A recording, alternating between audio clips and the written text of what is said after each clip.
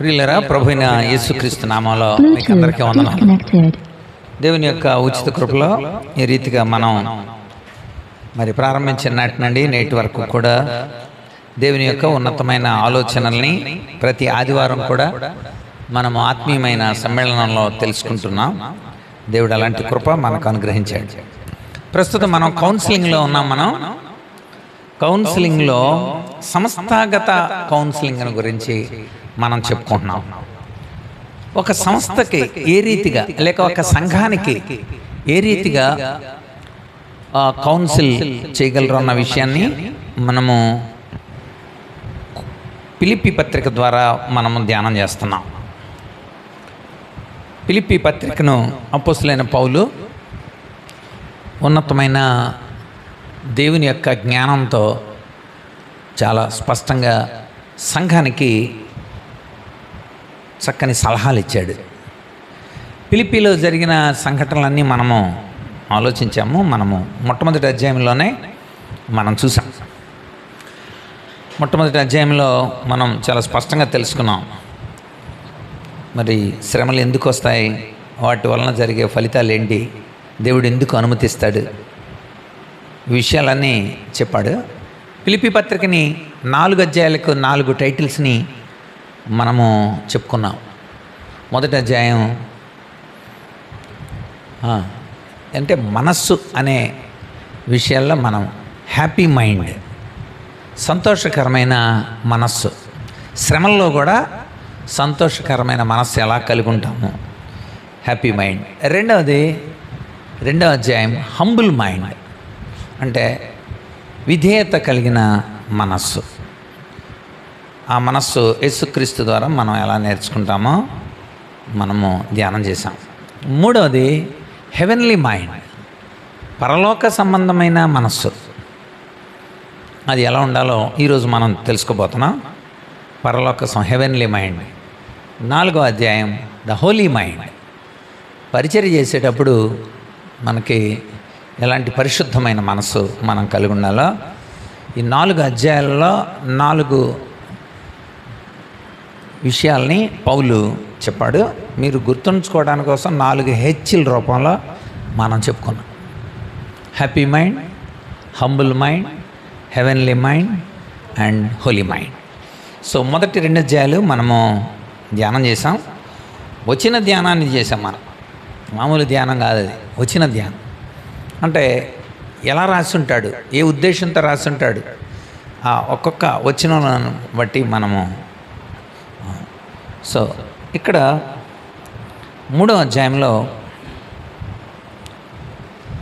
Heavenly mind, పరసంబంధమైన మనస్సు ఎలా ఉంటుందో మనకు తెలియజెప్తున్నాడు. చూద్దాం. మనం పరసంబంధమైన మనస్సు లేకుండా ఉన్న వారితో మొదలుపెట్టాడు. చదువుతున్నాను. మెట్టుకు నా సహోదరులరా, ప్రభువునందు ఆనందించండి. ఇదే సంగతులు మీకు రాయటం నాకు కష్టమైంది ఏం కాదు, మీకు అది క్షమకరం. కుక్కల విషయమై జాగ్రత్తగా ఉండండి, దుష్టులైన పనివారి విషయమై జాగ్రత్తగా ఉండండి, ఈ ఛేదనను ఆచరించు వారి విషయమై జాగ్రత్తగా ఉండండి, శరీరమును ఆస్పదము చేసుకొనక అన్నాడు. అంటే చాలామంది యోధా సాంప్రదాయాలను అలా పాటిస్తూ క్రీస్తు చెప్పిన ఆదేశాలని అనుసరిస్తూ పర్వాలేదులే అని చెప్పేవారు చాలామంది ఉన్నారు. ఆ రోజుల్లో శరీర సంబంధమైన కార్యాలన్నీ చేస్తున్నారు, ఇటు ఆత్మ సంబంధమైన కార్యాలలో కూడా పాల్పొందుతున్నారు. యేసుప్రభు ఈ విషయాన్ని యేసుప్రభు కూడా ఖండించాడు. మనకి ఒక్కసారి మత్తయి సువార్త ఒకసారి చూడండి. మత్తయి సువార్త 9వ అధ్యాయం.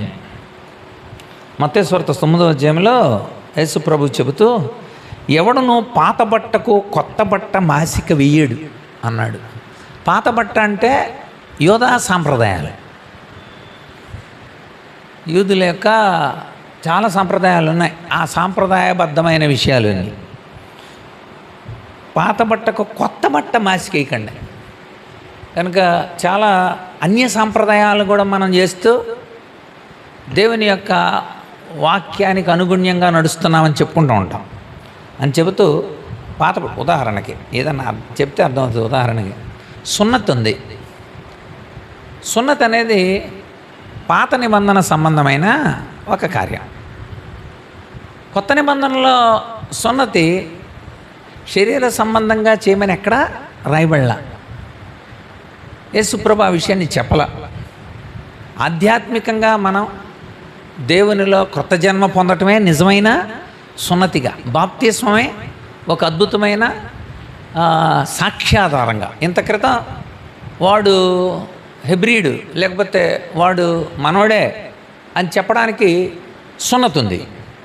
కానీ ఇప్పుడు మనం చూస్తే మనం దేవుని పిల్లలం అని చెప్పడానికి మనకి బాప్తిసం రుజువుగా ఉంది.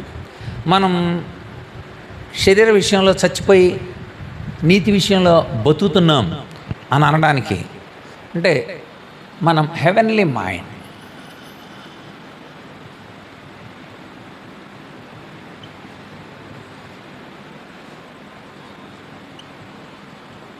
మూడో అధ్యాయం. సో పరసంబంధమైన మనస్సు.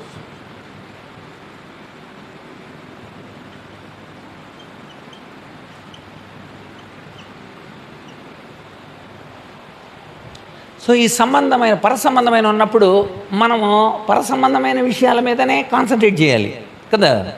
వాళ్ళు ఏం చేస్తున్నారు అటు యూదుల ఆచార సాంప్రదాయ పద్ధతులు, క్రీస్తు బోధ,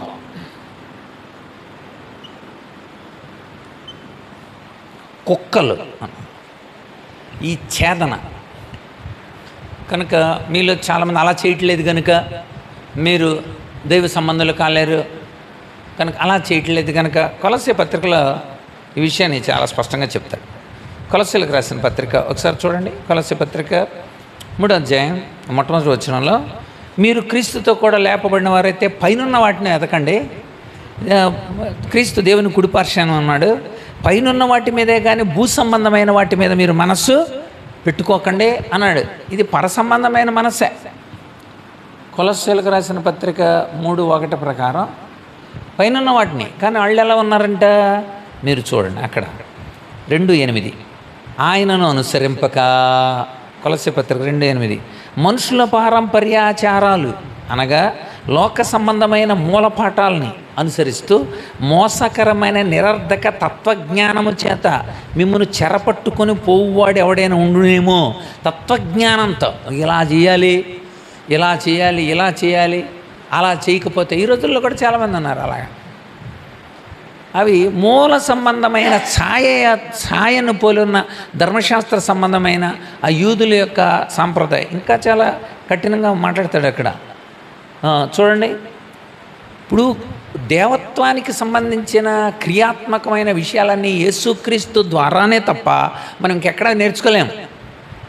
అందుకంటాడు ఇక్కడ క్రీస్తులో దేవత్వం అంతా సర్వపరిపూర్ణత నివసించింది, ఆయనే మనకే అని చెబుతూ 2వ అధ్యాయంలో చూడండి 16వ వచనం, అన్నపానాల విషయంలో, పండగ, అమావాస్య, విశ్రాంతి దినాల విషయాల్లో తీర్పు తీర్చడానికి ఎవరికి అవకాశం ఇవ్వకండి. మనవాళ్ళు కూడా అంతేగా. ఈ రోజుల్లో కూడా ముహూర్తాలు చూసుకునే రకాలు ఉన్నారు ఇంకా క్రైస్తవులు.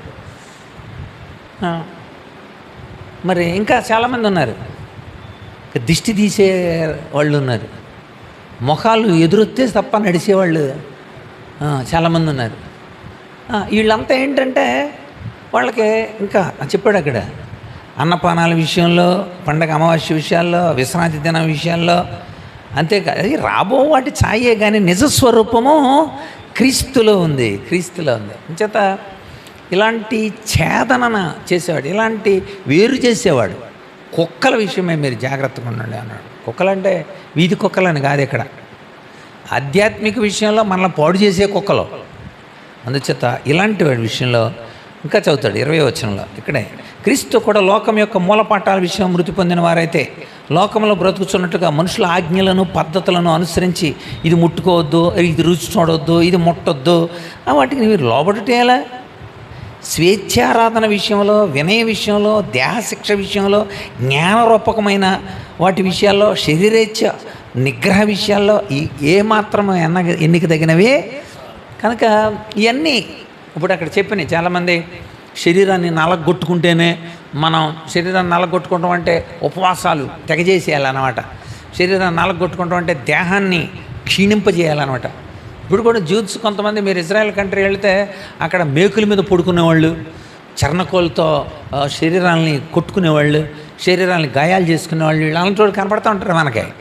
ఇదంతా వాళ్ళు ఇదిగో ఇలాంటి వాటితో ఉన్నారు. కనుక ఇదేనా పరలోక సంబంధమైన మనసు అంటే అడుగుతున్నాడు. కనుక పరసంబంధమైన మనస్సు మనం కలిగి ఉండాలి. దాన్ని చెప్పడానికి మెల్లగా తీసుకొస్తున్నాడు అనమాట. అంతేకాదు, ఎందుకనగా శరీరాన్ని ఆస్పదం చేసుకోకూడదు. అది అక్కడ ఎందుకు పరసంబంధమైన అన్నప్పుడు శరీరమును ఆస్పదము చేసుకొనక,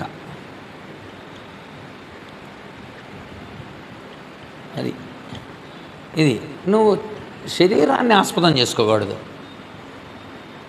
ఆత్మానుసారంగా మీరు గలతీ పత్రిక చదివినప్పుడు గలతీ పత్రిక అంతా కూడా శరీరానుసారమైన స్థితి, ఆత్మానుసారమైన స్థితికి మధ్య ఉన్న డిస్క్రిమినేషన్ చాలా బాగా ఇస్తాడు, విచక్షణ.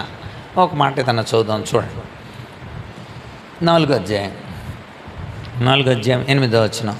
ఆ కాలమందు అయితే మీరు దేవుని ఎరుగని వారు, నిజంగా దేవుళ్ళు కాని వారికి దాసులే అన్నారు. మరి ఇప్పుడు మీరు దేవుని ఎరిగినారు, మరి విశేషంగా దేవుని చేత ఎరగబడిన వాళ్ళు. మరి అప్పుడు మూలపాఠాల తట్టు మరలా తిరగనేలా? అది మూలపాఠాల తట్టు ఏ అయితే విడిచిపెట్టేశారో, ఏ అయితే వద్దనుకున్నారో వాటి వెనకాల మళ్ళీ తిరగడం అంటే శరీర సంబంధమైన వాటిని ఆస్పదం చేసుకుంటున్నారు మీరు. గలేషియన్స్ కూడా అదే రాస్తాడనమాట. అంచేత నిష్ప్రయోజనమైన వాటి మీద మీరు మనసు పెట్టుకుంటున్నారు. ఇంకా కొంచెం మనం ముందుకెళ్ళి చూస్తే చూడండి, 13వ వచనం, 5వ అధ్యాయం 13వ వచనం, 5వ అధ్యాయం మొట్టమొదటి వచనం, ఇవన్నీ కూడా అలాగే చెబుతారు. మరలా దాస్యమనే కాడి కింద చిక్కుకోకండి.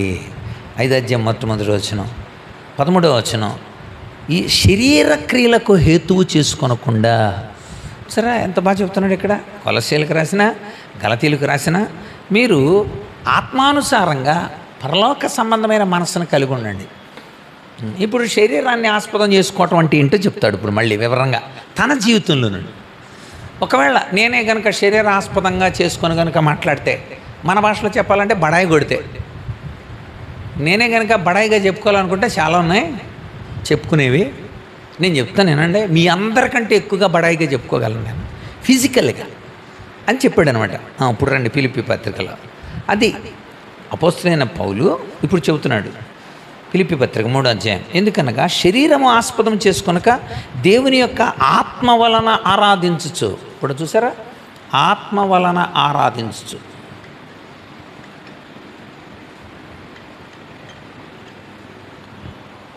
ఆత్మ వలన ఆరాధించుచు క్రీస్తు యేసునందు అతిశయపడుచున్న మనమే సున్నత ఆచరించేవారు. శరీరంలో భాగాన్ని కత్తిరించడం కాదు సున్నతి, క్రీస్తుని ఆత్మతో ఆరాధించడమే సున్నతి. నేను ఇందాకన్నాను కదా. కనుక చాలామంది శరీర కార్యాలు ఇవి జరగలేదా, అలాగైతే మీరు దేవుని సంబంధులు గారు.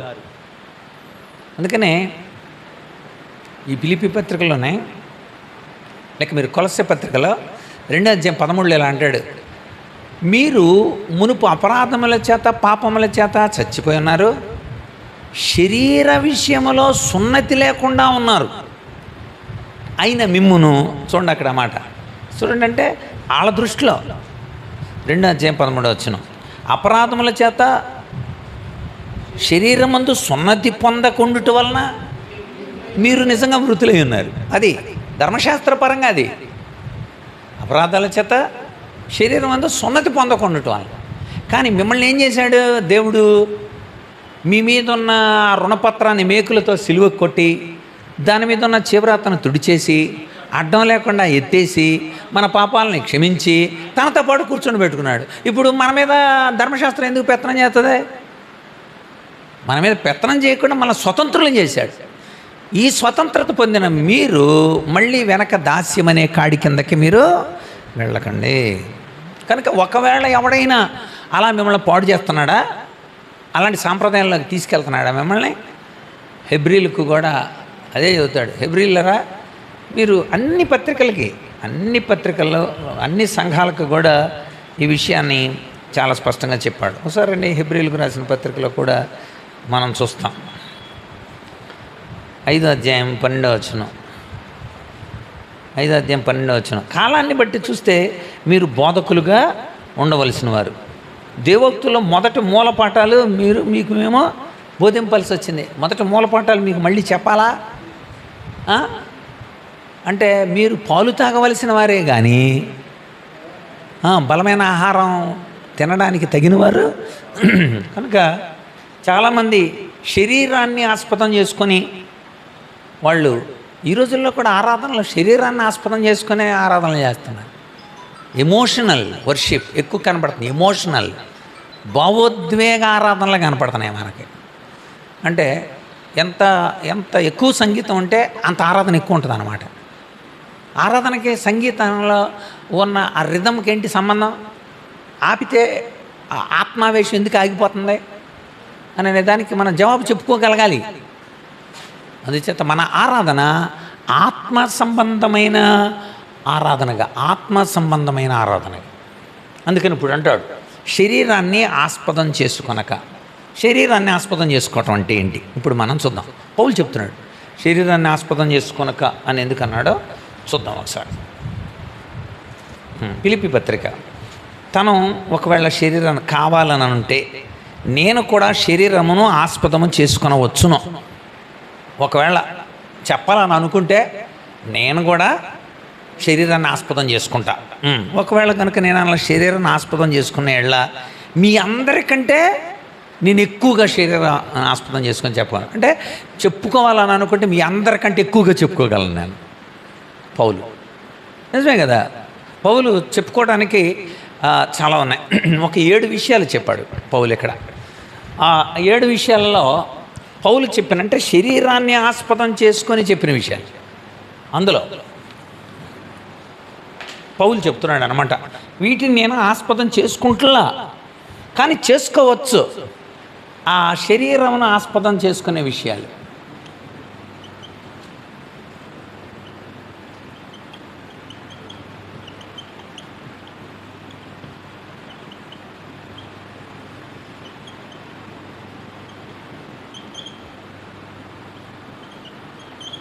పౌలు జీవితంలో అందులో ఈ 7 విషయాల్లో పుట్టుకతో నుండి వచ్చినవి 4 విషయాలే.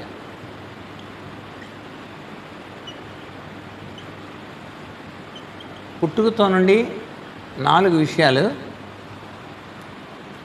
సంపాదించుకున్నవి 3 విషయాలు.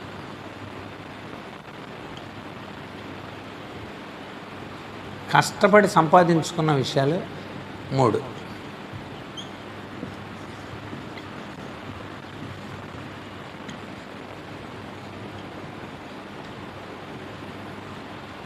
పుట్టుకతో నుండి అంటే బడాయిగా చెప్పుకునే అంశాలు. అంటే నేను శరీరాన్ని ఆస్పదం అంటే ఉప్పొంగుకుంటా ప్రజల ముందు గర్వంగా అతిశయంగా నేను అతిశయపడాలంటే అందులో వరుసగా చూద్దామని. మొట్టమొదటిది 8వ దినమున సున్నతి పొందితిని. అంటే నేను యూదుణ్ణి, పక్కా యూదుణ్ణి.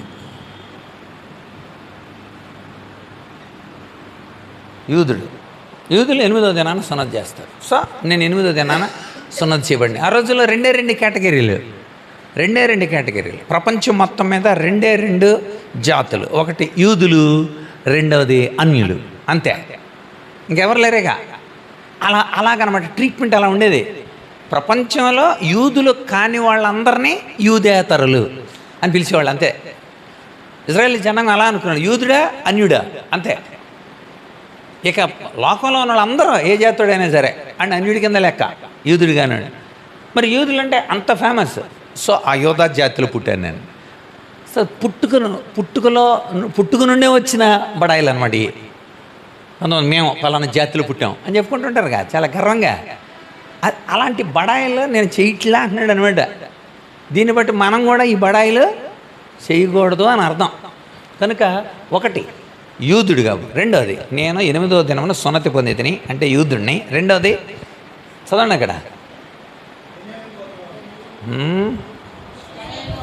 ఇజ్రాయేల్ వంశం వాడిని. కరెక్ట్ చదవాలి, నాకు 4 రావు అప్పుడు. ఇజ్రాయేల్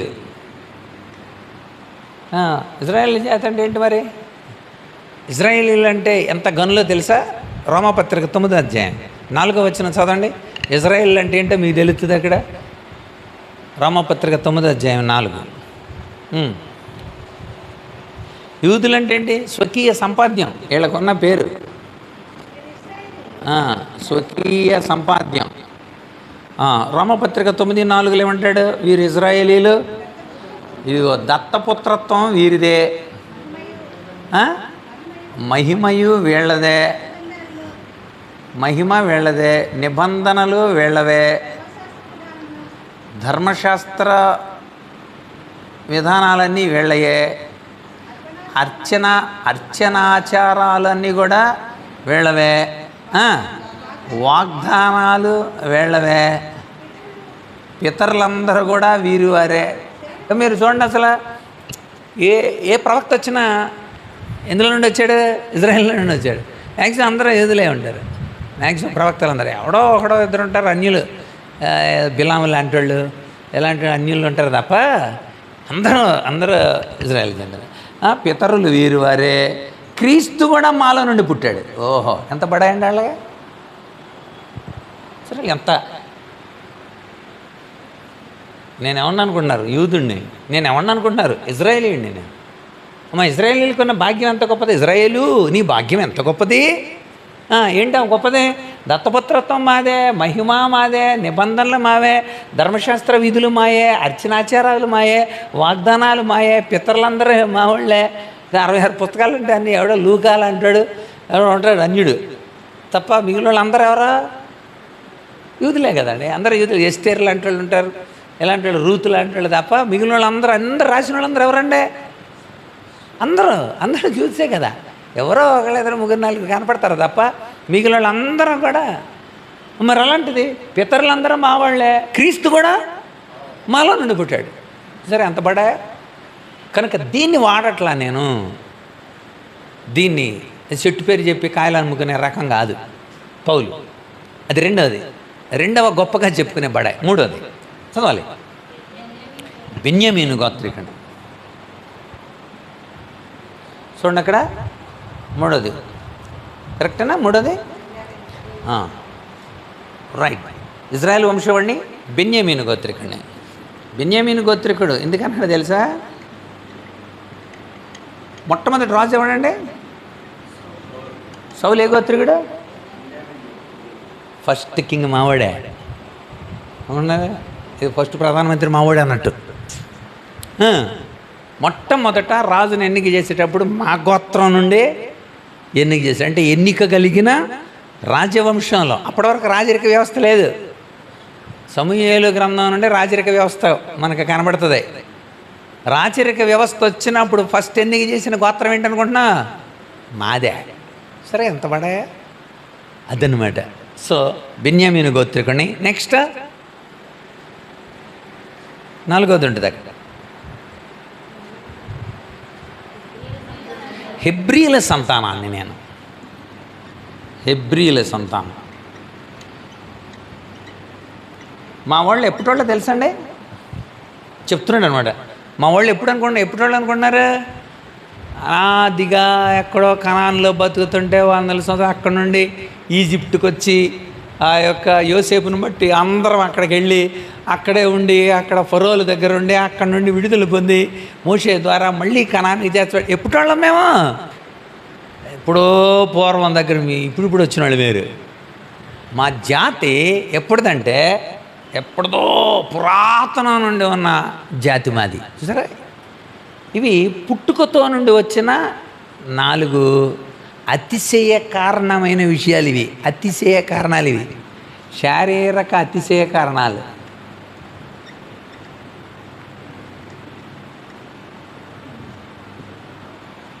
శారీరకమైన అతిశయ కారణాలు. ఇంకా సంపాదించుకునే 3. కష్టపడ్డాడు పౌలు కష్టపడి సంపాదించుకున్న 3 ఏంటో చూద్దాం. 1 ధర్మశాస్త్ర విషయములలో పరిచయుడు అంటే ఏంటంటే యూదులలో ఒక తెగళ్ళు, వీళ్ళు శాస్త్ర పరిజ్ఞానం ఎరిగిన వాళ్ళు.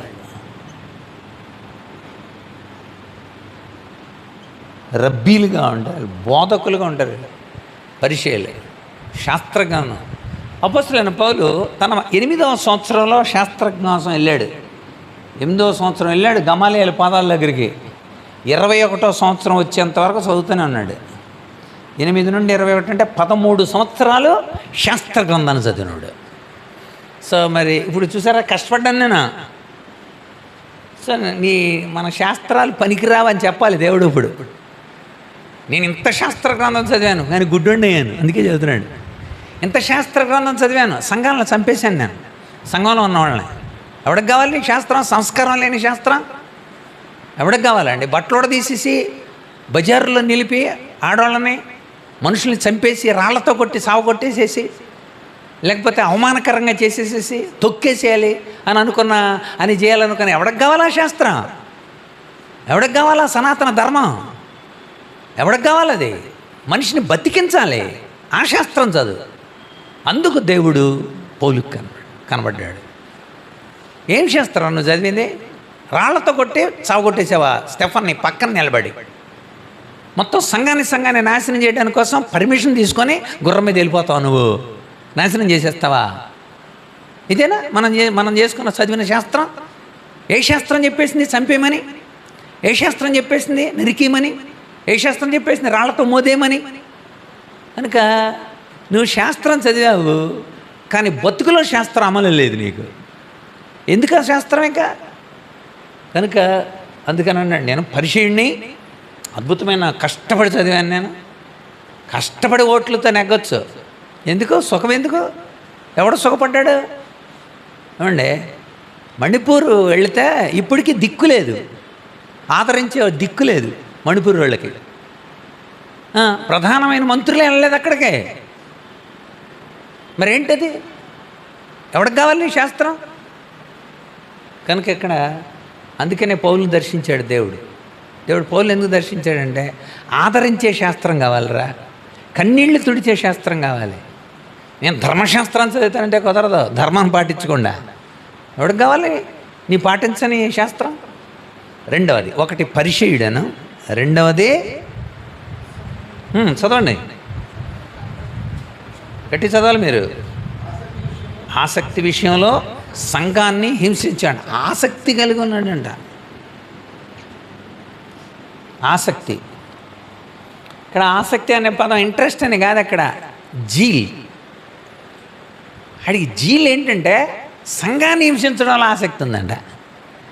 సరే, ఆసక్తి విషయంలో మనల్ని మించిన ఎవడలేడు, ఎవడో రంగంలోకి దిగలా, నేనే దిగా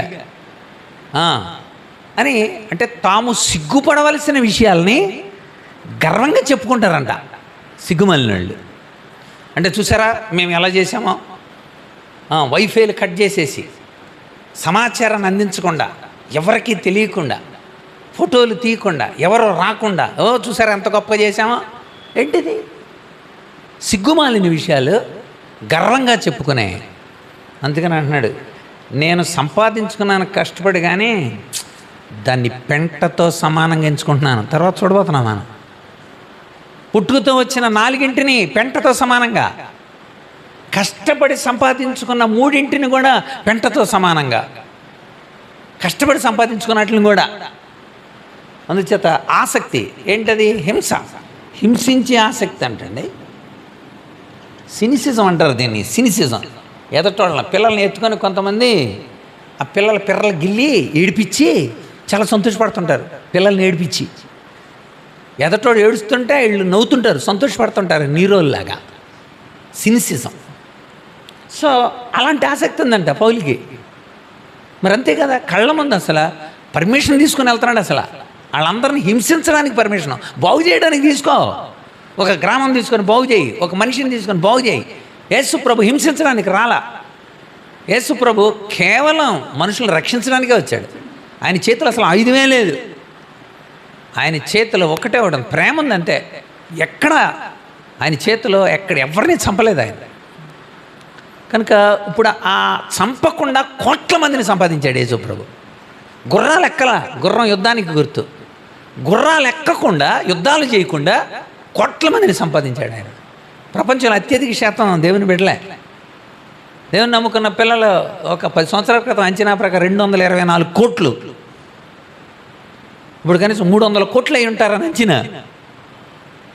ప్రపంచంలో అత్యధిక శాతం దేవుని పిల్లలే. మరి ఎలా సంపాదించాడు ఆయన? మభ్యపెట్టి కాదు, ప్రేమతో సంపాదించాడు. అదే చూపించాలనుకున్నాడు పౌలుకి. అందుకని పౌలు మారి ఈ పత్రిక రాస్తున్నాడు. 51లో వెళ్ళాడు ఫిలిప్పీకి, 61లో రాస్తున్నాడు లెటర్. 10 సంవత్సరాల తర్వాత. నేను మీ దగ్గర 10 సంవత్సరాల క్రితం వచ్చాను, చాలా శ్రమలు పడ్డాను, క్రీస్తుని మాదిరిగా తీసుకున్నాను. నేను బడాయి కొట్టట్లేదు, అలా చేసుకోవాలనుకుంటే కొట్టచ్చు. నేను సంపాదించుకున్న వాటిని బట్టి నేను చాలా గర్వంగా చెప్పుకోను అలాగా. రెండోది ఆసక్తి. మూడోది నిందలేనున్నాయి, అనింద్యుడనై ఉంటేనే అంటాడు అక్కడ. చూడండి అక్కడ మాట చదవండి. అది ధర్మశాస్త్రపరమైన నీతి. నిందలేనుండంట ధర్మశాస్త్రపరంగా.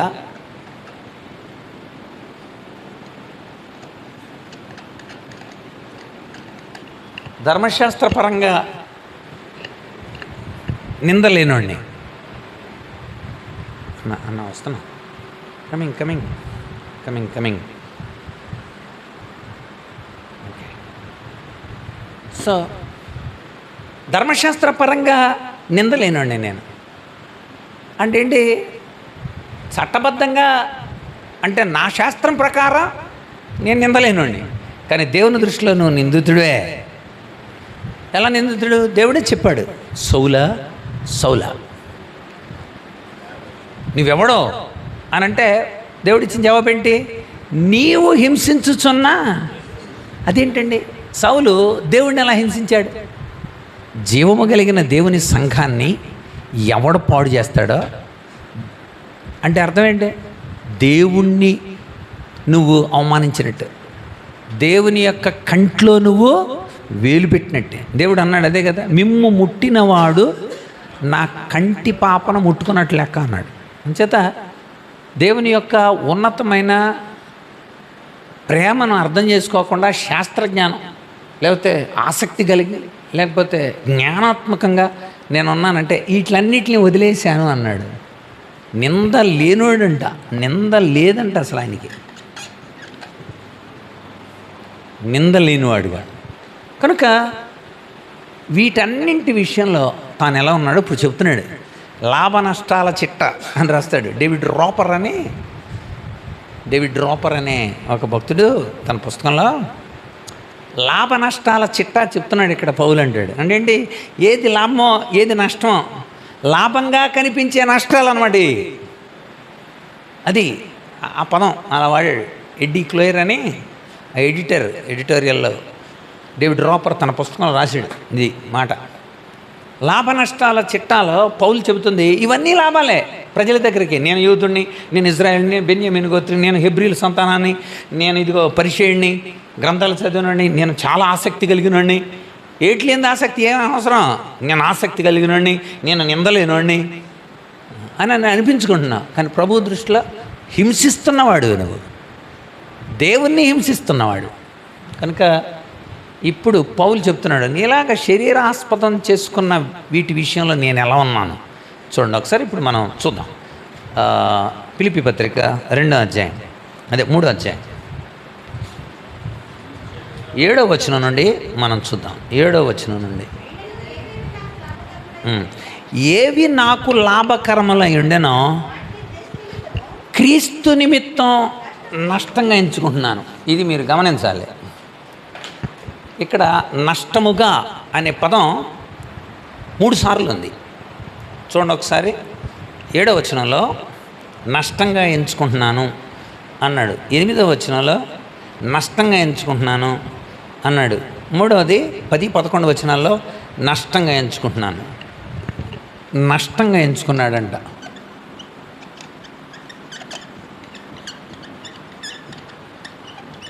నష్టంగా ఎంచుకున్నాడు. ఎందుకు? 3 కారణాలు రాద్దాం మనం. ఒకటి, మొట్టమొదటిది క్రీస్తు నిమిత్తం నష్టంగా ఎంచుకున్నాను నేను.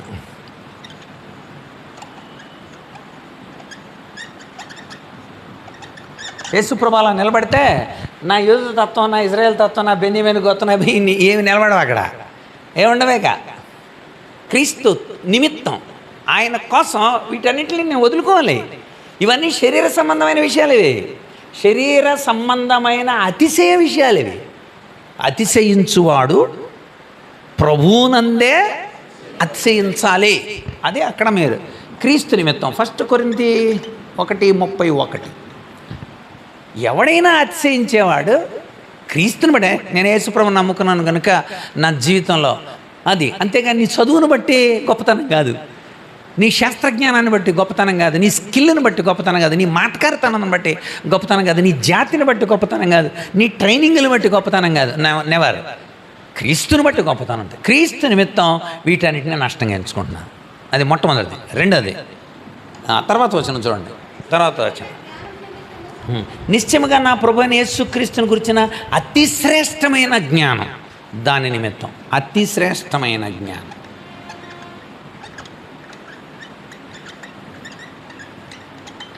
ఈ అతి శ్రేష్టమైన జ్ఞానం ఎదుటోళ్ళని సంపద, ఎదుటోళ్ళని నాశనం చేయదు, ఎదుటోళ్ళని చంపేసేసి రాళ్లతో కొట్టి చావగొట్టేసే జ్ఞానం కాదు ఇది కదా. ఈ జ్ఞానం ఎలాంటిది? యాకోబు పత్రిక 3:17. ఈ జ్ఞానం పైనుండి వచ్చిన జ్ఞానం. ఈ జ్ఞానం చదువుతున్నాను చూడండి, అక్కడ మీరు రాయాలి అవి. పైనుండి పవిత్రమైన జ్ఞానం, సమాధానకరమైన జ్ఞానం, తర్వాత మృదువైన జ్ఞానం, సులభంగా లోబడే జ్ఞానం, కనికరంతో మంచి ఫలములతో నిండుకున్న జ్ఞానం, పక్షపాతమైన వేషధారణైన లేని జ్ఞానం. అది ఈ జ్ఞానం కోసం నేను వీటిని నష్టంగా ఎంచుకున్నాను. అంటే ఇవి కనుక నువ్వు కొనసాగిస్తే క్రీస్తు జ్ఞానం నీలో లేదని అర్థం. యేసు క్రీస్తు నిమిత్తమే అతిశయం క్రీస్తులో, అది దాని అర్థం. నీ అతిశయం క్రీస్తులో, శరీర సంబంధమైన విషయాలలో కాదు. రెండవది అతి శ్రేష్టమైన జ్ఞానం, అది పరసంబంధమైన జ్ఞానం, పరసంబంధ జ్ఞానం. ఆ జ్ఞానం కోసం అట్లా నష్టంగా ఎంచుకో. మీరు ఎంచుకోగలరా అట్లని? చాలామంది వాళ్ళ ఇంటి పేర్లు వెనకాల వాళ్ళ కులాల పేర్లు, చాలామంది వాళ్ళు చెప్పుకునేటప్పుడు ఆ కులాన్ని ఎక్కడొక్కడ కలుపుకుంటారు అనమాట, కలుపుకొని చెప్తుంటారు. అలా కదండి, అందుచేత అని అంటారు అనమాట. అంటే ఏంటన్నట్టు ఎదుటోడికి తెలియాలన్నమాట, ఈడెవడో అంటే నువ్వు ఆ కులంలో నుండి మారినది గొప్ప కాదంటాడు.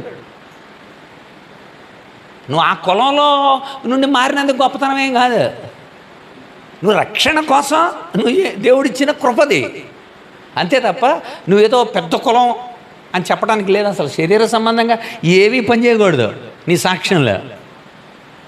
తర్వాత అతి శ్రేష్టమైన జ్ఞానం పొందుతున్నాను, అది పరలోక సంబంధమైన జ్ఞానం. మూడోది ఆయన మరణ పునరుద్ధానాలు 10:11. ఏ విధం చేతనైనా మృతుల్లో నుండి నాకు పునరుద్ధానం కలగవలనని ఆయన మరణ విషయంలో సమాన అనుభవం కలిగిన వాడిని, ఆయన పునరుద్ధాన బలం కూడా ఎరుగు నిమిత్తము, ఆయన శ్రమలలో పాలివాడొకటి ఎట్టిదో ఎరుగు నిమిత్తము సమస్తమును నష్టపరుచుకొని, శ్రమలలో పాలివాడొకటి ఎట్టి నిమిత్తం ఎరుగు నిమిత్తం సమస్తము నష్టపరుచుకొని. కనుక ఈ మాట మనం చూస్తున్నప్పుడు మనకు అర్థమవుతుంది, ఆయన మరణ పునరుద్ధాన విషయంలో పాలివాడిని అవటం కోసం,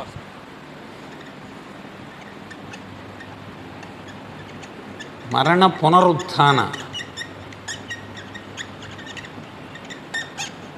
విషయాలలో పాలిభాగస్తుడిగా ఉండటం కోసం, ఆయన మరణ పునరుద్ధానాల్లో పాలిభాగస్తుడు ఆయన ఉండటానికి మొట్టమొదటి సూచన ఏంటండి? బాప్తిస్మే.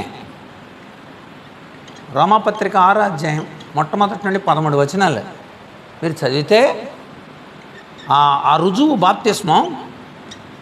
రెండవది శ్రమలు,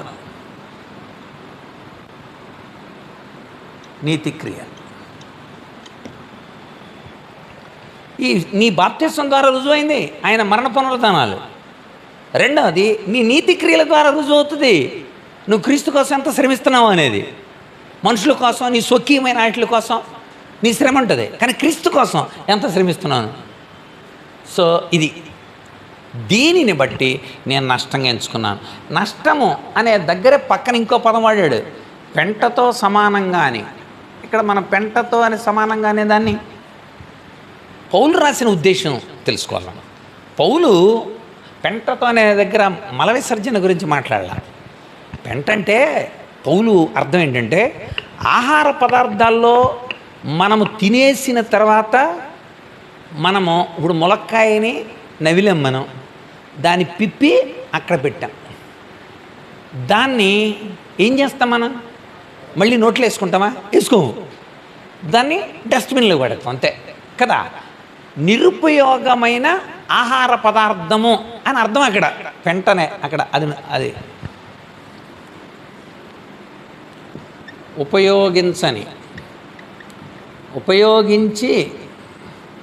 ఉపయోగించిన వ్యర్థ పదార్థం.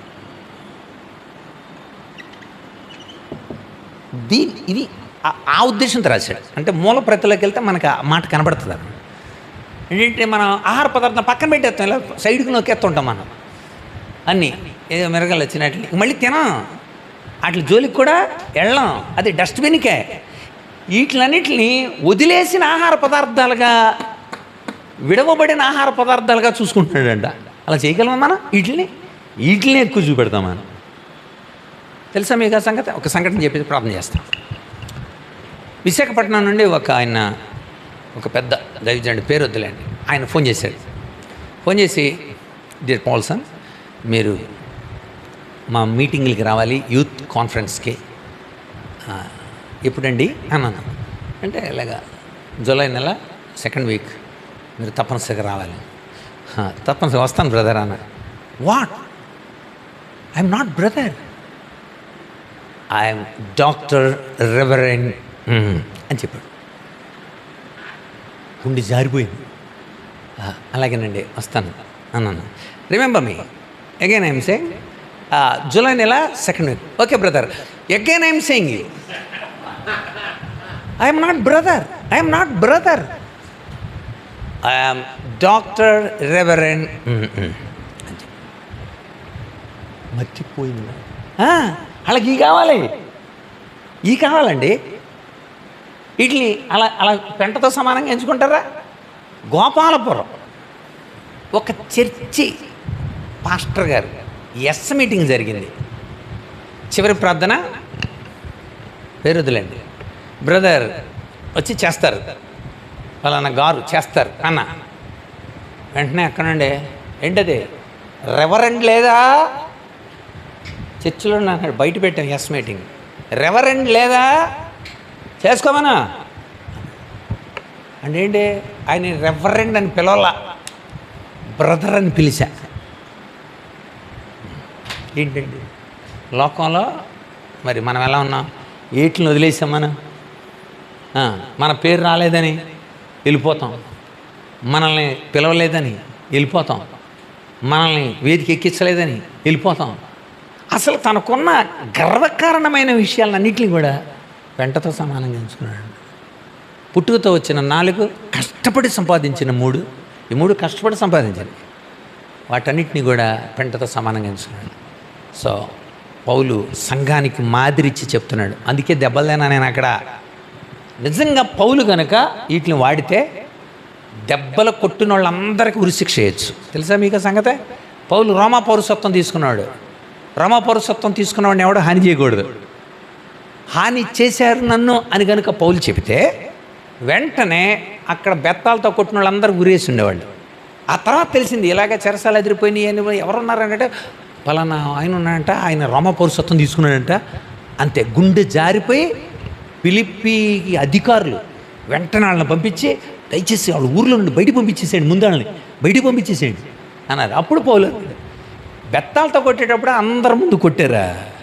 పంపించేటప్పుడు రహస్యంగా పంపుతారా? మేము రోమా పౌరసత్వం కలిగి ఉన్న వాళ్ళం అని తెలిసి కుదరదు, వాళ్ళే వచ్చి ఘనంగా మాకు వీడ్కోలు చెప్పాలా అన్నాడు.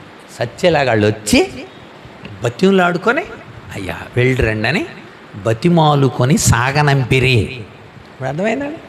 పౌలు వీటిని వాడలేదు. అందుకని చెరసాల పునాదులు అదిరిని, సంఖ్యలు ఊడిపోయినాయి. మనం కూడా సమాజంలో అలాంటి సేవ చేస్తే హృదయాలలో భూకంపం కలుగుతుంది, సంకెళ్ళు ఊడిపోతాయి. అలాంటి సేవ చేయడానికి పరిశుద్ధాత్ముడు మనల్ని బలపరచునుగాక. ఆమేన్. ప్రార్థన చేసుకుందాం. వచ్చే వారం మిగిలిన విషయాలని ఫిలిప్పీ పత్రికలో నుండి మనం చూద్దాం. మన మధ్యలో తమ్ముడు రాజు ప్రార్థన చేసిన తర్వాత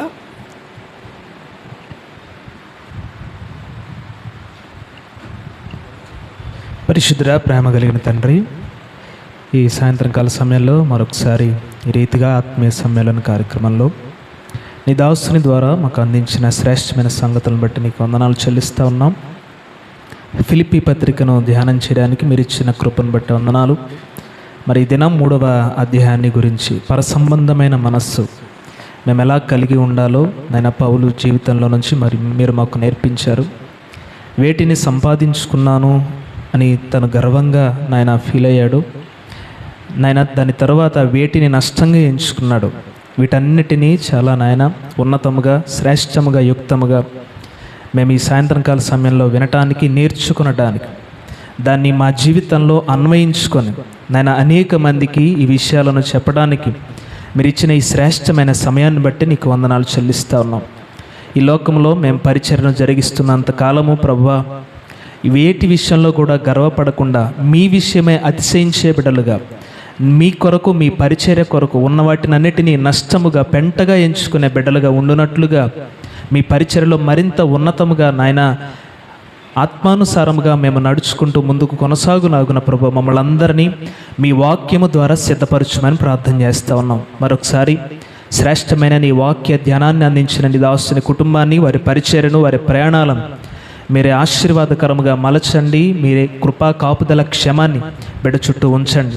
చేరువచ్చే నీ పేరు బిడ్డలందరిని బట్టి నీకు వందనాలు చెల్లిస్తూ ఉన్నాం. ఈ దినాన రాని బిడ్డలను మరొక వారానికి సిద్ధపరచుమని మరొకసారి శ్రేష్టమైన నీ మాటలను నాయన ఈ సాయంత్రం కాలం మాకు అందించినందుకు మీకే వందనాలు చెల్లిస్తూ, మరొకసారి మా జీవితాల్లో మీరు చేసిన ప్రతి మేలులను బట్టి నీకే కృతజ్ఞతాస్తుతులు చెల్లిస్తూ తిరిగి మరలా మేమందరము కలుసుకొని నిన్ను స్తుతించు, ఆరాధించు పర్యంతం నీకు కృపా కాపుతలోనే మమ్మల్ని నడిపించమని యేసే పరిశుద్ధమైన ఉన్నతమైన నామంలో ప్రార్థించి ఈ మనమల్ని అడిగి వేడుకొని పొందుకొని ఉన్నాము తండ్రి. ఆమేన్. మన తండ్రి అయిన దేవుని ప్రేమ, కుమారుడైన యేసుక్రీస్తు కృప, పరిశుద్ధాత్మేందుల అన్యోన్య సహవాసం చేరిన మనకును రాని బిడ్డలకును లోకంలో ఆయన కోసం నిజముగా పరిచర్య చేస్తూ దేవుని సంతోషపెట్టే బిడ్డలుగా ఉన్న ఆయన జనాంగానికి అంతటికి మనకును సదాకాలము తోడయుండును గాక. ఆమేన్. అందరికి వందనాలండి. Thank you.